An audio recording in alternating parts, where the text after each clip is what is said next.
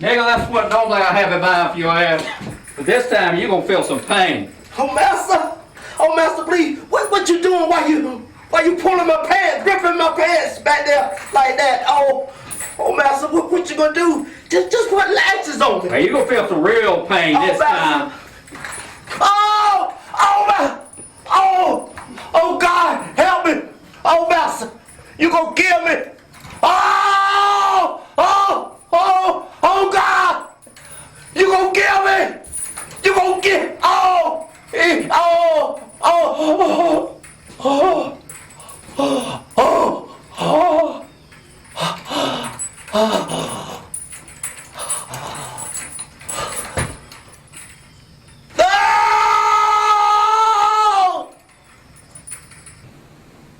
God.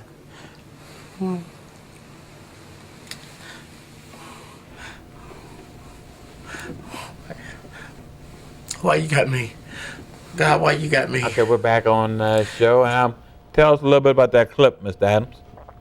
Well, this clip depicts what we have missed out in history, which is nothing but the truth. I think the movie Roots came out in the 1970s, and it did not depict this. None of our history books and none of our movies or stage plays or anything have ever really told the whole truth about what went on during slavery, which was the fact that our women were being raped, but also the men were. That's a very controversial, very taboo subject, but very true. And in my research and talking with family members and historians for the past 2 years, I come to discover what has been left out over the years. And so I'm glad to expose light on the root to what started 5 generations of incest on my dad's side of the family. Me being a 5th generation victim of incest first started with my great-great-grandfather being raped by his slave master. And then my great-great-grandfather raped my great-grandfather, who raped my grandfather. My grandfather raped all 3 sons and all 3 daughters, and I got raped in the 5th generation. Mm-hmm. So I am going back to the root of where the incest began, the root of it. And so I'm honored. It's very controversial. I'm like, God, you got me on a limb out here. My God, I've not seen this before in a book, a movie, or play. And I'm like, okay, well, it's about you knowing the truth and the truth making you free. And in addition to that, I'm also honored to say that Dr. Retta Brown at Virginia State University heard about me and had me to come speak at her university. And now she has put together a workbook for adult male survivors of sexual abuse. Mm-hmm. And I'm very honored to have this. This is for licensed clinical therapists and psychologists to work with men like myself, mm-hmm. who have been victims of sexual abuse, whether it's incest or not, but to be able to let them work through their issues. Very painful for a man to talk about these taboo issues. And so I'm just really honored. I'm very humbled to say that God is just connecting me with the right people to get the story out, because it's much bigger than my personal life story. This is identifiable with men all over the world. When I spoke and lived in Europe half of last year, I had men that came to my speaking engagements that could also identify with this very same subject. Okay, why do you feel like it's not talked about as much as, I know we talked about women, men, rape, but men to men.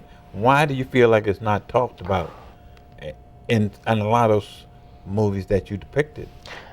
This is the elephant in the room that everybody sees, but you overlook, mm-hmm. because it's very taboo. It's very, very taboo. There is a very negative stereotype that is associated with men being raped and or molested. For some reason, I don't know, before you and I was born, I don't know why it is automatically perceived that if I share as a man that I was raped, then I have the scarlet letter A written across my forehead for the rest of my life.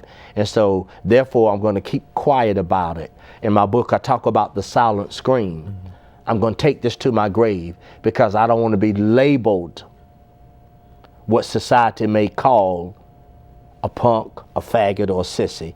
I'm using some heavy verbiage here, but this is the reality. You know, as a Christian who loves God, I know that even in the church, there are men that have heard me speak and come up to me and say, I can't even share this with my pastor or my wife, my mom, my dad, my closest friends, because I don't want to be stereotyped.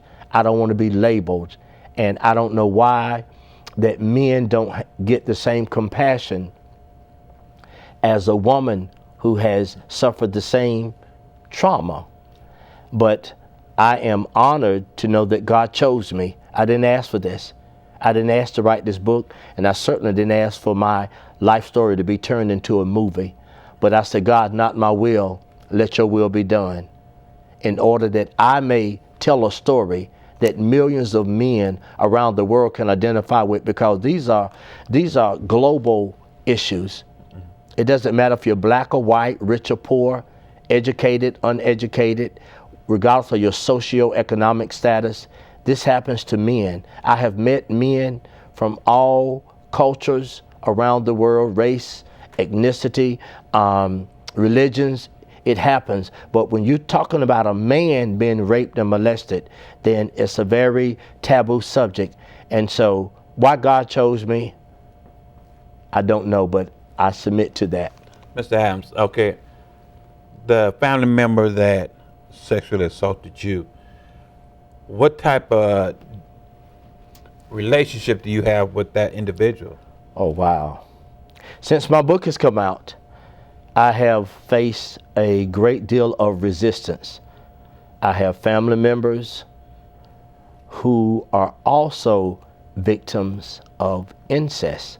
I have several family members that are victims of incest who are so uncomfortable with this subject that they have been upset with me, because it's a reminder of their own silent scream, of the pain that they have suppressed. And so, you know, once again, I understand that everybody is not where I'm at. And so by no means do I take for granted anybody, family members or not, right, who are not where I'm at. I'm out in the forefront because God ordained me to be out in the forefront to tell a story that people around the world can relate to, whether they openly admit it or not. But I have faced a lot of resistance from family members, but who God calls, God anoints and he qualifies. And I just want God's will to be done so that I can let people know that it doesn't matter what you've been through, whether you can relate to my story or not. The message is clear that God's grace is sufficient to see you through anything. And that's the message that I want people to know, that it doesn't matter what you've been through. God loves you and God still has a purpose for your life. Do you forgive the person that sexually assaulted you, sir? Oh, absolutely. Absolutely. 10, 15, 20 years ago, because he was a victim before he became a perpetrator. And oftentimes victims are first victimized and then go on to be perpetrators. But somebody has to break the cycle. Somebody has to be bold enough and determined enough to say that this cannot go on any longer. I'm a divorced father of 3 wonderful children. And I was determined that this wasn't going to happen to my own children. The living hell that I suffered through in my childhood, I was determined that this was not going to happen to my kids. And so, you know, I have been introduced to quite a few Hollywood celebrity actors at the National Black Theater Festival. And I have gotten the support of some pretty high profile celebrities who are also personal victims of childhood sexual abuse, who can identify with my story, and those that can't, to just support me for going forth and being so bold and courageous to share a taboo story in hopes that those that can identify with it can know that God still loves you and that there's a purpose for your life. Did you ever ask that individual, why did you choose me? And, you know what I'm saying, why did you choose me out of all the people? Why did you choose? Did you ever ask that individual that? No, because I know the story of my uncle. He was a victim of incest, just like my father was, and just like so many other family members are. So no, I had to get an understanding from God as to why I went through what I went through and why he did what he did. Well, hurt people hurt other people, just like free people free other people.